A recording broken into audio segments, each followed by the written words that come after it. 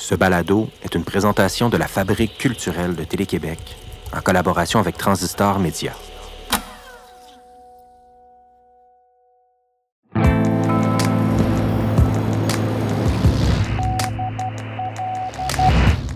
Joséphine Bacon a écrit « Je vais au bout de la nuit pour trouver la meilleure version de moi ». Depuis les berges de la rivière des Outaouais, vous écoutez Signal Nocturne.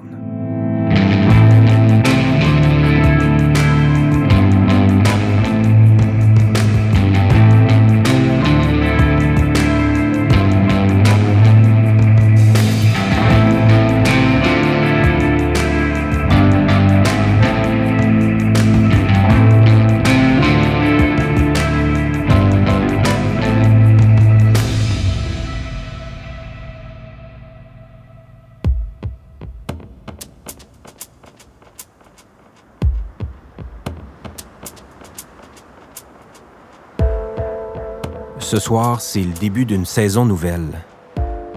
Avec François, le gardien du phare, on reprend du service pour traverser l'automne et l'hiver avec vous.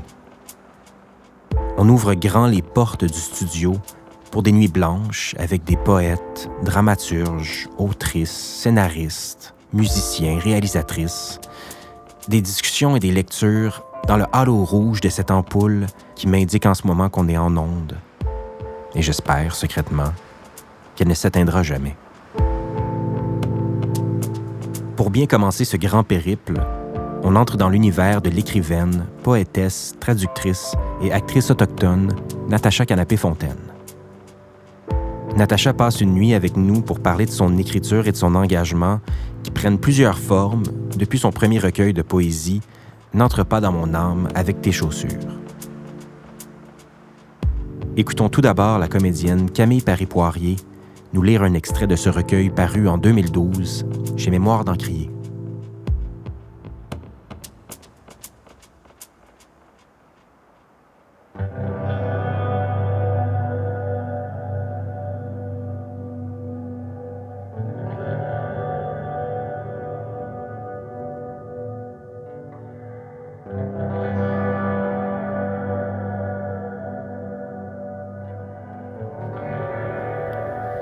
Là-bas, au nord, s'était-il écrié le ciel.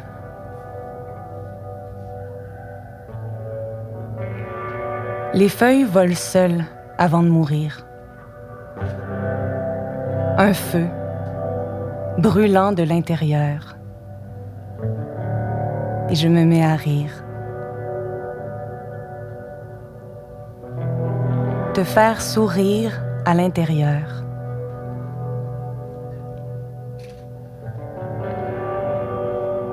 Sur la toundra inhabitée, il vente. Un cri étouffé. La vie s'étend dans l'espace. Nos existences se croisent en fil de capteurs. Je songe. Les couleurs des boréales. Soir, piqué de montagnes sacrées, fondues dans l'immensité des subconsciences.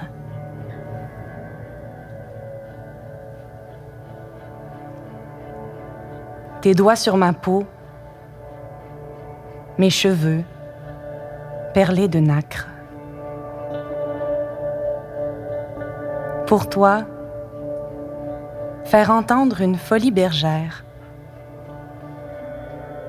La tendresse est un vent contraire.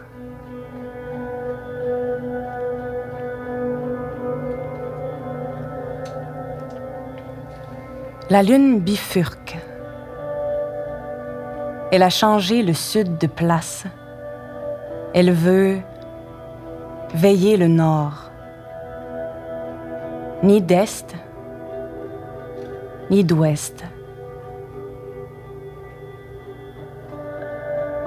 Tu montes la rivière à contre-courant. Tu chasses. Ton ciel se fend et fond dans mes bras vides. L'écorce s'écrase. et cambriole les messages pendus au vent. Les bouleaux se sont faits immenses. Des ombres sur les murs de ma demeure quand elle ne l'est pas. L'hiver talonne la cour des miracles. Je raconte des bibles en écrivant les plumes écroulées, le sable du balcon. Ton rêve se termine où mon corps commence. J'entame le clair de tes feuillages figés.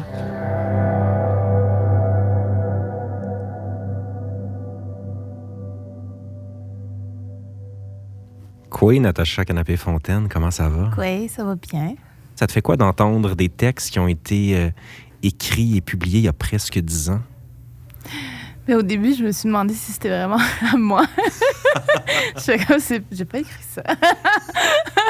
Là, puis après, j'étais comme, ben oui, c'est vrai, ben oui. Puis ensuite, je suis comme, c'est rare que, ben c'est rare, pas c'est rare, mais quand ça m'arrive, c'est pas souvent, c'est quand ça m'arrive d'entendre les mots, surtout du premier recueil. Au début, justement, ça me fait tout le temps ça. C'est comme, j'ai écrit ça. Ou je suis pas sûre si c'est vraiment de moi, tu sais. Puis tout d'un coup, après, ça me rappelle quand j'avais 20 ans, 21 ans, quand j'ai écrit ce livre-là, puis toutes les images qui m'habitaient. Puis là, j'étais comme, oh mon Dieu, c'est... Justement, je suis pas rendue loin de ça, mais c'est vraiment quand j'avais 20 ans. Tu sais, puis là, j'ai 30 ans. Puis c'est tout... plein d'autres images qui m'habitent présentement, puis je me dis, je me rappelle dans quelle espèce de... C'était pas une innocence ou une naïveté, mais c'était vraiment comme... C'est ça qui m'habitait à ce moment-là, c'est en ça que je croyais. Puis aujourd'hui, c'est sûr, en 10 ans, j'ai beaucoup appris sur le monde dans lequel on vit, puis justement... ces croyances-là sont un peu plus loin, ces espoirs-là, ces espérances-là sont un peu plus loin, mais aujourd'hui, j'essaie d'en fabriquer d'autres par la poésie, justement. Mais comment ton rapport à la poésie a évolué ou changé en 10 ans? Si a évolué, peut-être que non, mais est-ce que ton rapport à cette écriture-là évolue? Mais c'est comme, présentement, je suis en train de travailler sur le 5e, puis c'est comme, ça fait déjà 3 ans depuis le dernier, puis en 3 ans, dans les 3 dernières années, il y a beaucoup de choses qui se sont passées, j'ai l'impression, puis ces choses-là nous ont, je pense, tous transformés, tous et toutes, puis on est encore en train d'être transformés. Pour moi, on est dans une transition. Puis moi, j'essaie de rester la poète justement dans son rôle de témoin du monde, de témoin des changements.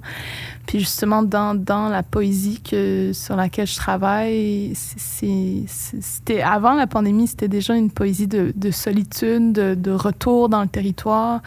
Et j'explore cette idée de si je retournais chez moi, comme j'arrive, mettons dans les faits, j'arrive pas matériellement à y retourner, j'arrive pas physiquement à y retourner. Puis si je devais y retourner, même dans un lieu imaginaire, dans le Nujmut, j'y serais seule de toute façon. Puis donc je suis en train d'explorer cette idée. Et je sais que je suis vraiment comme influencée par tout ce qui se passe autour, mais dans ma tête, je suis incroyablement seule avec le territoire. Et je suis en train encore de tenter de mettre des mots dessus.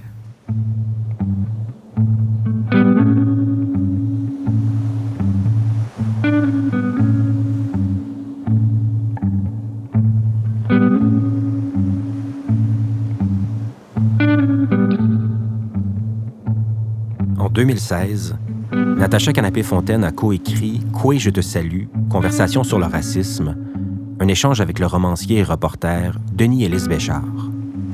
5 ans plus tard, Éco-Société a publié une 2e édition avec de nouvelles lettres qui nous permettent de constater l'évolution de la réflexion de ces 2 artistes.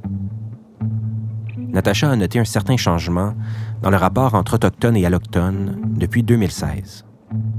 J'ai l'impression qu'on traverse un moment où j'utilise souvent l'image, tu sais, quand on se met à brasser le tapis, mais il y a toutes les bibites qui sortent. Ouais. Là. Puis pourtant, ça fait longtemps qu'on marche sur le même tapis, puis on le trouve bien beau, puis on est comme, ah, ben, à un moment donné, on va le laver, tu sais, mais maintenant qu'on le lave, il y a tout qui sort. Puis je me dis, on traverse vraiment un moment charnière qui était presque quelque chose je pense qu'on aurait pu prévoir, puis qui est très logique dans le sens que pendant longtemps, on s'est fait raconter une histoire du continent, une histoire de la colonisation où il y avait des gens au début, puis finalement, au moment, pendant qu'on racontait l'histoire, on s'est dit, mais on va effacer le début, tu sais, on va effacer le monde qui sont là. On a fait croire à la population générale qu'il n'y avait que des Blancs sur le territoire, puis on a fait croire qu'il n'y avait pas d'autres cultures meilleures que, en tout cas pas meilleures, mais je veux dire, la culture qui est ici est la meilleure, est meilleure que d'autres. Puis ça, c'est toujours le même schéma, dépendamment des lieux où il y a eu la colonisation. Le peuple dominant se crée un discours ou une histoire où c'est lui le vainqueur, et donc réécrit l'histoire, efface toutes les versions des vécus, des expériences de ceux qui sont là. Et je me dis, c'est sûr qu'on est en train de tout déconstruire, de tout faire tomber. Puis c'est sûr, c'est la panique, c'est d'avoir aussi l'idée de la domination. Je pense que pour certains qui ont grandi là-dedans, c'est dur quand même à faire tomber parce qu'on a construit l'ego, l'arrogance. Les privilèges oui, aussi. Oui, les privilèges, mais la société en général, l'idée que juste d'aller au travail, c'est une hiérarchisation, puis ça fait partie intégrante de la construction du colonialisme et de la colonisation et du discours du peuple qui a réussi à arriver ici. Donc, c'est... En ce moment, justement, tous ceux qui ont pu être opprimés sont en train d'avoir une voix. Puis ça fait une dizaine d'années environ où on donne vraiment de plus en plus la parole à tous ceux qui l'ont jamais eu. Et c'est sûr que ça vient brasser les constructions du monde puis dans lesquelles beaucoup ont été longtemps confortables.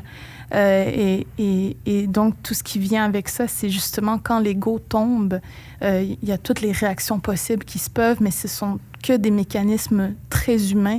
Ouais. Et donc, on est vraiment, je trouve, on est rendu dans la pureté même de l'humanité, qu'elle soit bonne ou mauvaise, qu'elle soit justement extrêmement belle ou même horrible, tu sais. Et je trouve ça assez spécial quand même de voir justement comment que ça ressort, comment l'humain lui-même ressort dans ces extrêmes. Et c'est sûr, même la colonisation a été possible, tu sais, mais j'ai l'impression que il n'y a pas nécessairement une reprise de pouvoir, mais plutôt une reprise de possession d'un équilibre qu'il y avait ici, même si aujourd'hui, on pourrait dire, les anthropologues ou les historiens diront qu'il n'y en avait pas, mais notre conception d'équilibre était différente. Ouais. Et je pense que c'est cet équilibre-là qui appelle à revenir, et on devient les vecteurs de ça, on devient les canaux, C-A-N-A-U-X, de cet équilibre-là qui veut revenir. Et pour moi, encore, par la poésie, c'est le territoire sur lequel on habite qui crée ces mouvements-là, qui demande à ce qu'on revienne à ce que l'être humain est capable du plus beau, justement de ces relations entre cultures. Et les cultures sont les manifestations du territoire aussi, à mes yeux. Donc, c'est tout ça qui revient tranquillement. Et les narratifs sont les vecteurs les plus importants des manifestations du territoire. Et si, justement, on reprend nos cultures, donc on ramène ces narratifs-là, on ramène ce que le territoire veut de nous dans l'espace public, dans tout ce qui circule, dans l'air, sur les ondes, entre nous. Et c'est là, je trouve, qu'on va vraiment finir par trouver un équilibre. Mais c'est un long chemin, et puis justement, l'ego de l'être humain a encore beaucoup à apprendre pour revenir à quelque chose de moins démesuré. Natacha Canapé-Fontaine nous lit un extrait du chapitre 18 de « Coué, je te salue ». Elle nous parle ensuite de la forme épistolaire de l'œuvre. Coué, Denis. Réfléchir au mot « liberté », c'est réfléchir à l'humanité. Pour répondre à une autre des questions que tu me poses, le mot « bonsoir » ne semble pas exister dans notre langue, à ma connaissance, qui est limitée. Il y aura toujours la salutation, Kwei. Mais une autre manière de saluer quelqu'un qu'on apprécie, un ami ou un membre de la famille, c'est en lui faisant des farces pour annoncer notre arrivée et de rire un bon coup. Inu signifie être humain. Je crois que j'ai été tellement effrayée par la perte de ma langue maternelle que maintenant, j'y puise tous les enseignements possibles. Je mesure pour la première fois à quel point mon enfance est imbriquée dans l'Inuimun. Pourquoi me suis-je si rarement replongée dans ces souvenirs que l'automne montréalais fait soudain remonter à la surface? Je tente de ramener à ma mémoire ces premières années de ma vie où tout, absolument tout se passait en Inuimun. Il n'y a que Pessamit, la neige, les maisons de mes grands-parents paternels et maternels, l'odeur du gibier dans les demeures, les chansons de mon grand-père paternel qui battait le rythme avec son poing sur la table, le nom des animaux dans notre langue, l'odeur du bois et de l'extérieur sur les manteaux de mon grand-père maternel. J'ai souvent essayé d'imaginer la personne que je serais devenue si mes parents étaient restés sur la réserve et si j'y avais grandi. Je me demande si je revendiquerais autant mon identité d'Inukhu et si j'aurais été aussi fière d'être une femme autochtone que je peux l'être aujourd'hui.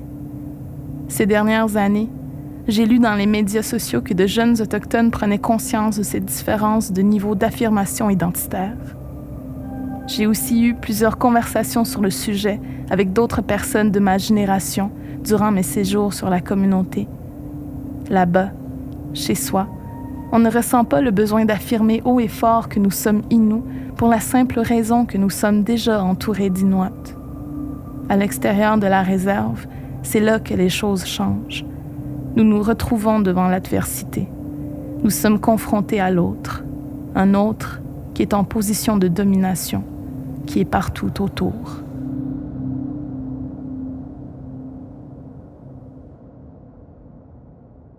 Depuis qu'on a eu cette conversation, au départ, en plus, on imaginait comme pouvoir échanger peut-être trop simplement sur le racisme, tu sais, d'échanger un peu nos réflexions, nos savoirs, mais on ne s'attendait pas à tomber aussi rapidement dans nos expériences personnelles pour raconter le racisme, en fait.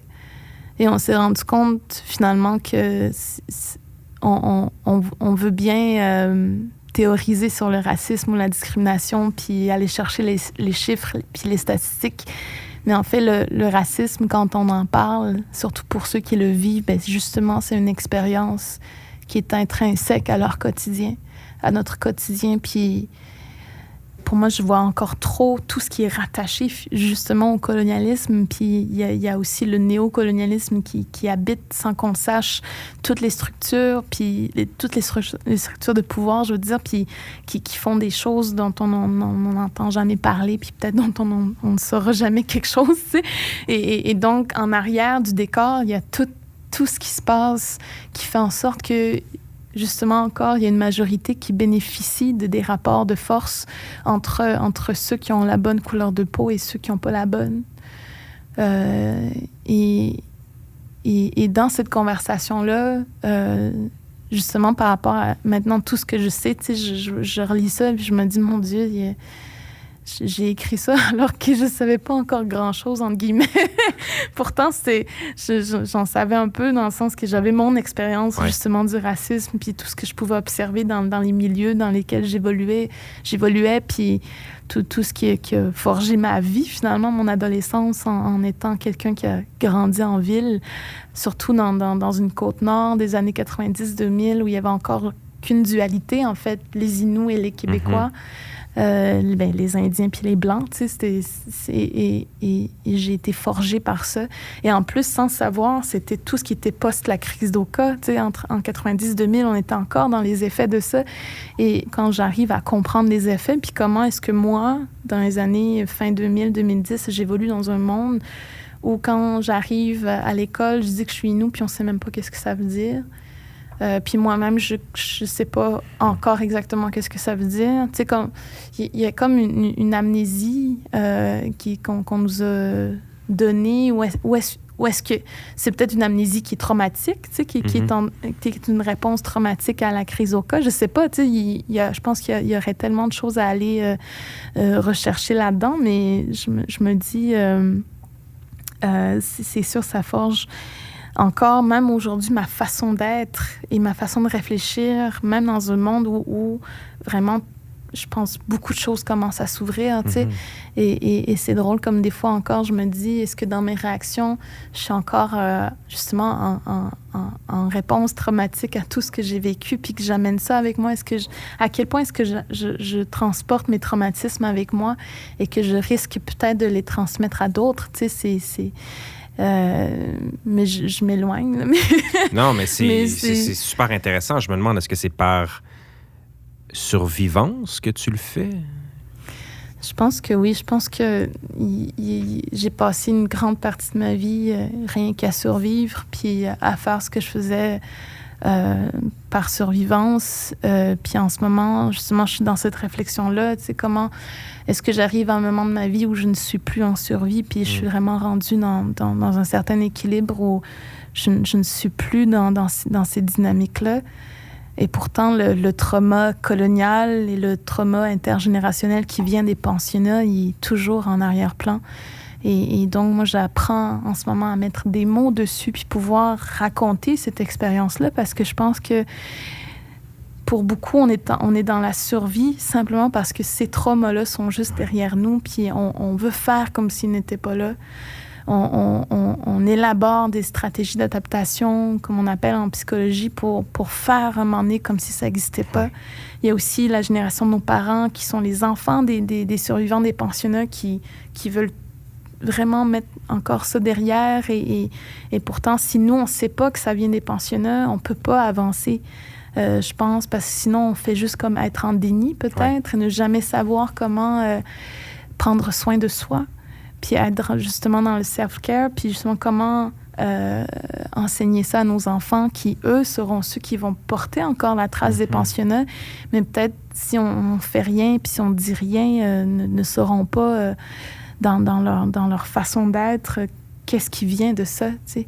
Alors on mérite tous de connaître, je pense, chaque partie de soi. Mais la conversation, pour revenir, pour moi... souvent, on veut parler de dialogue ou de réconciliation. Déjà, ce que moi j'établis, c'est qu'il n'y a pas de réconciliation s'il n'y a pas de réparation. Puis dans une époque où on vient de vivre ce qui s'est passé avec Joyce Echaquan, ce qui est arrivé à Joyce Echaquan, on est loin encore, je pense, de comprendre comment est-ce qu'on peut réparer ce qui s'est passé. Tout à l'heure, tu parlais de survivance et de cette notion peut-être de silence. Et j'ai le goût qu'on termine sur cette note-là, même en citant un passage, moi, qui m'avait vraiment happé en le lisant, où tu écris « Ne pas savoir dire, ne pas savoir parler, cela engendre bien des conflits, beaucoup d'incompréhension, beaucoup de silence. » Je veux te poser cette dernière question-là. Qu'est-ce que te permet l'écriture? De parler. J'étais quelqu'un qui a été très timide et même quasi muette pendant des années. Puis quand j'ai commencé à écrire, comme les gens me posaient de plus en plus des questions, mais des fois, quand j'arrivais pas à répondre, mais c'est sûr, des fois, c'était frustrant. Mais j'allais comme chercher le plus d'informations possible. Puis j'ai été faire du théâtre parce que je voulais vraiment sortir de ce cocon-là. Puis maintenant, je comprends d'où ça vient, justement. Puis je suis comme, ah, c'est correct. je me prends dans mes bras. Puis c'est comme, c'était correct, c'est normal d'être quelqu'un comme ça. Puis finalement... justement de parler puis d'avoir aussi, je pense, la passion d'écrire, de faire de la recherche, d'apprendre, de voir le monde, tout ça j'étais comme j'étais insatiable par rapport à ça, tu sais. Puis encore aujourd'hui je le suis, mais c'est drôle parce que, comme je disais, dans le recueil sur lequel je travaille, je suis beaucoup dans le silence. Puis les poèmes viennent, mais sont pas très longs. Puis je suis comme, mon Dieu, c'est pas beaucoup. Mais on dirait que, justement, le silence est en train de changer de forme. Finalement, avant, c'était un silence de quelqu'un qui était oppressé. Et maintenant, c'est plutôt le silence de quelqu'un qui a tellement réussi à tout dire que là, c'est comme la réflexion. Puis c'est comme aussi peut-être un moment où la méditation rentre. Puis c'est le moment où je peux enfin, comme même dans l'imaginaire, retourner dans mon territoire puis me dire que j'ai réussi à faire beaucoup. Il y a encore du chemin à faire, mais juste retourner chez moi, ça va être la fin, la plus belle fin que je pourrais avoir. On se laisse avec la poésie de Natacha Canapé-Fontaine, lue par la comédienne Camille Paris-Poirier. Sous tes ongles, grains de sable, il y a l'asphyxie, il y a toi.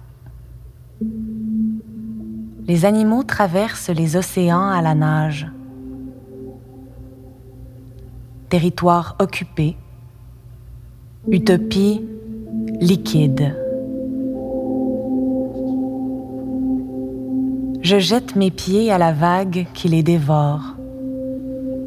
Ma peau, asséchée, digérée par les corbeaux. Les algues recouvriront nos dépouilles au lendemain de la houle.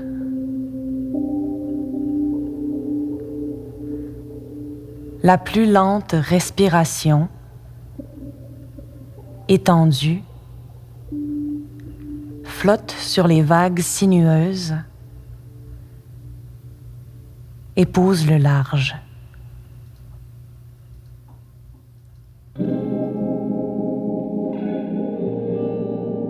Avant de vous dire au revoir, je veux remercier notre invitée Natacha Canapé-Fontaine qui est venue nous rendre visite dans le Vieux-Aylmer, en Outaouais.